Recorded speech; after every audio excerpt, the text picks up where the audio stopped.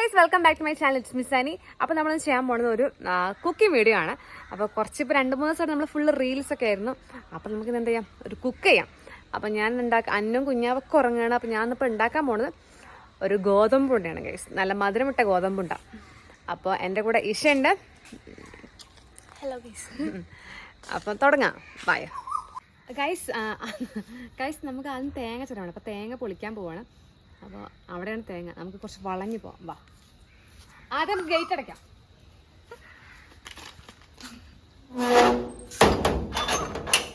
നമുക്കിപ്പോൾ സമയം 3:09, 3:10 സത്യമായിട്ട് 3:30 ആകുമ്പോൾ റിയ അല്ലെങ്കിൽ അന്നു നീക്ക് ഉറപ്പാണ്. അപ്പോൾ നീക്കുമ്പോൾ നമ്മൾ സെറ്റാക്കണം. വേണ്ട, കമാണ്. Hi Rocky. റോക്കി ഭയങ്കര ഉറക്കത്തിലാണ് ഗൈസ്.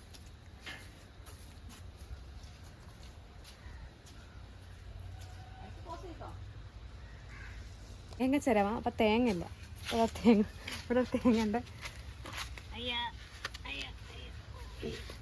അപ്പം നമുക്ക് ഈ തേങ്ങ ഒഴിച്ചിട്ട് തുടങ്ങാം.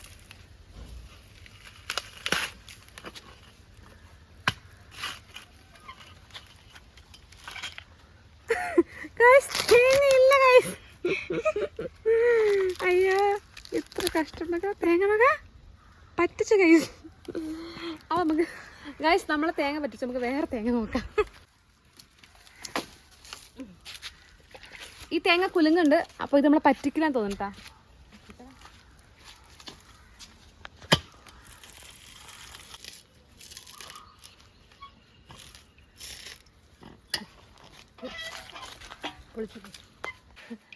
തേങ്ങ പൊളിച്ചിട്ടുണ്ട്, പൊട്ടിക്കാം.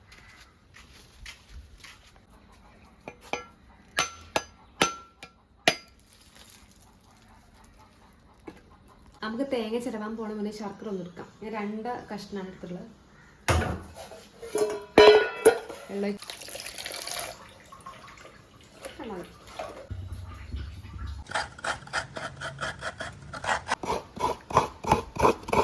ഗായ്സ്, നമ്മുടെ പ്ലാൻ ചെറുതായിട്ട് മാറ്റി. നമ്മൾ ആദ്യം ഗോതമ്പുണ്ടാണ് പറഞ്ഞത്. നമ്മളുണ്ടാക്കുന്നത് അമൃതപ്പൊടി ഉണ്ടാണ്, ഹെൽത്തി ആവട്ടെ.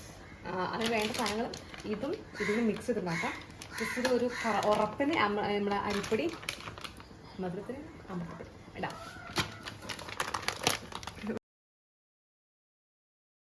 കുറച്ച് ഉപ്പ്. ഗൈസ്, നമ്മൾ അരിപ്പൊടി അമൃതപ്പൊടി മിക്സ് ആക്കിയിട്ട് കുറച്ച് വെള്ളം ഒഴിച്ചിട്ട്, തിളച്ച വെള്ളം ഒഴിച്ചാണ്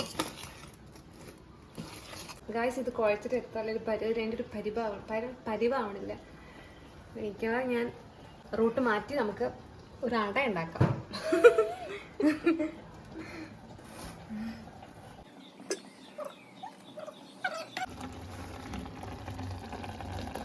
അപ്പം നമുക്ക് ഏതായാലും പറമ്പിക്ക് പോവാം, ഇലെടുക്കാം. വാ, ഇതാണ് ഗൈസ് ഞങ്ങളുടെ പറമ്പ്.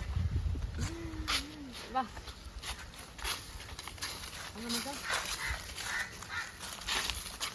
ഇവിടെ ഇപ്പോൾ വാഴക്കൃഷി ഒന്നുമില്ല. ചെറിയ 2-3 വാഴ താനേ പൊട്ടി പുറന്ന കുറച്ച് വാഴ ഉണ്ട്. നമുക്ക് അതിന് കുറച്ച് ഇലെടുക്കാം. വാ,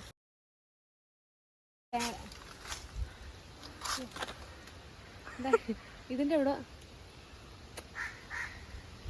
തേൻ കുടിക്കട്ടോ. എനിക്കറിയാം എവിടെയാണ്. എനിക്കറിയാം. ദിവസം കൊടുത്ത അതിൻ്റെ നീരായിപ്പോയി. അത് കയ്പുണ്ടാവും. ഒന്ന് പൊട്ടിച്ചാൽ പൊട്ടിക്കും.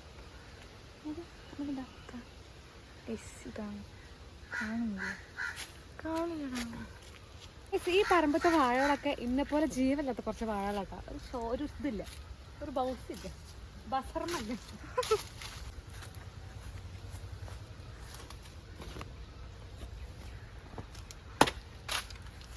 അതാണ് സനിയാൻറ്റി.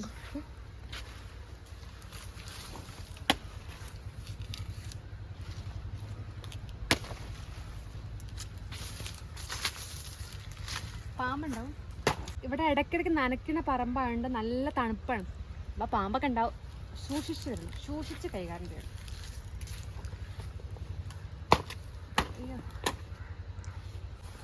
മൊത്തം പൊടിക്കെട്ടിയ അമ്മാസാന്റെ ചീത്ത അറിയാം. എന്റെ വാഴൊക്കെ കൂടി വെട്ടിക്കളി കട്ടിയാണ്. ഒന്നിനെ കീറ് പോരെ. ഇതുള്ള എല്ലാം വായിന്ന് ഓരോരോ തലര് വെട്ടിയാണ്. പക്ഷെ നമുക്കതൊന്നും വിഷയമായിരുന്നില്ല. കാരണം നമുക്ക് നമ്മുടെ വാഴ എന്നുള്ളത് നമ്മുടെ അവകാശമാണ്. നമ്മുടെ വീട്ടിലെ വാഴന്റെ ഇല വെട്ടി ആ വെക്കാൻ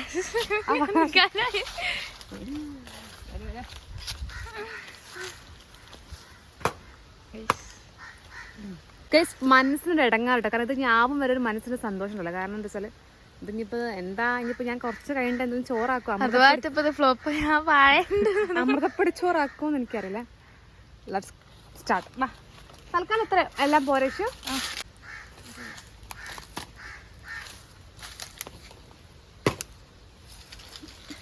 കുറച്ചെടുത്ത മതി, കുറച്ചെടുത്ത മതി, ഫ്ലോപ്പ് ആയാലോ. ഇനിയിപ്പോ വാഴ ഇല കുറച്ചായിട്ട് നമുക്ക് കഴുകാം.